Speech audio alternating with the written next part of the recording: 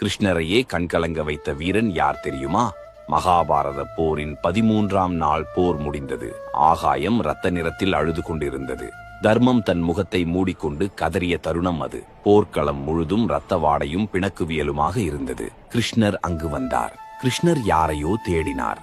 அப்போது ஒரு 16 வயது சிறுவன் உடலில் காயங்களுடன் இரத்த வெள்ளத்தில் கிடந்தான். அதை பார்த்த கிருஷ்ணர் திகைத்து நின்றார். அவன்தான் அபிமன்யு, அர்ஜுனனின் வீரம். கிருஷ்ணரின் ஞானம், சுபித்திரையின் அன்பு என அனைத்தும் கலந்த கலவை அவன்.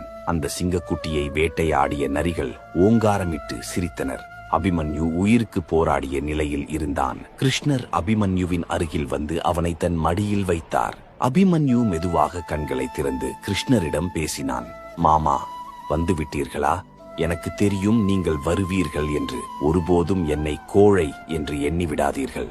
என் தேரின் சக்கரம் உடைந்து விட்டது மாமா. என் வில்லை உடைத்து விட்டார்கள். நான் தோற்றுவிட்டேனே மாமா என்று அழுதான்.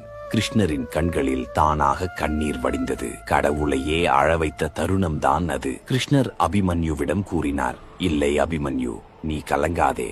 ஒரு வீரன் எப்படி வென்றான் என்பதில் இல்லை அவனது வீரம், அவன் எப்படி வீழ்ந்தான் என்பதில்தான் உள்ளது.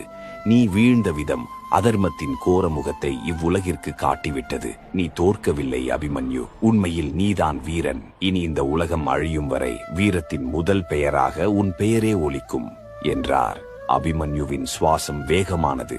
அபிமன்யு கைகள் நடுங்கியபடி கூறினான், மாமா, என் தந்தை வந்தால் கூறுங்கள். அவர் வரும் வரை என்னால் காத்திருக்க முடியவில்லை என்று. என் மனைவியிடம் திரும்ப வருவேன் என்று சத்தியம் செய்துவிட்டேன் மாமா. அதை மட்டும் என்னால் காப்பாற்ற முடியவில்லை என்று முனகினான். அந்த சிறுவனின் வார்த்தைகள் போர்க்களத்தின் காற்றையே நிலை தடுமாறச் செய்தது. கிருஷ்ணர் கூறினார், வருத்தப்படாதே அபிமன்யு. இன்று நீ ஒரு கதவை திறந்து வைத்துள்ளாய். அது தர்மத்தின் வெற்றிக்கான கதவு. உன் மரணம் இந்த பாரத போரின் திசையையே மாற்றப் போகிறது. இன்று நீ சிந்திய ஒவ்வொரு துளி ரத்தமும் அதர்மத்தை அழிக்கும் அக்னியாக மாறும். அபிமன்யுவின் கைகள் தரையில் விழுந்தன. மரணம் அபிமன்யுவை நெருங்கியது. அபிமன்யு தன் கடைசி மூச்சில் கூறினான், மாமா, என் தந்தை வந்தால் கூறுங்கள். என் உயிர் பிரியும் வரை நான் பயப்படவில்லை என்று. இப்படி கூறிவிட்டு அபிமன்யுவின் உயிர் பிரிந்தது. கிருஷ்ணர் ஒரு கணம் தன்னையே மறந்து கண்கலங்கி நின்றார். வெறும் 16 வயதில் முடிந்த அபிமன்யுவின் மரணம் யுகங்கள் தாண்டியும் பேசப்படுகிறது. வீரம் என்பது ஏந்திய ஆயுதத்தில் இல்லை, மரணத் தருவாயிலும் அபிமன்யு கம்பீரமாக நின்று சிரித்த சிரிப்பில்தான் உள்ளது வீரம். வீரத்திற்கு என்றுமே மரணமில்லை. காலத்தால் அழியாத வீரன் அபிமன்யு.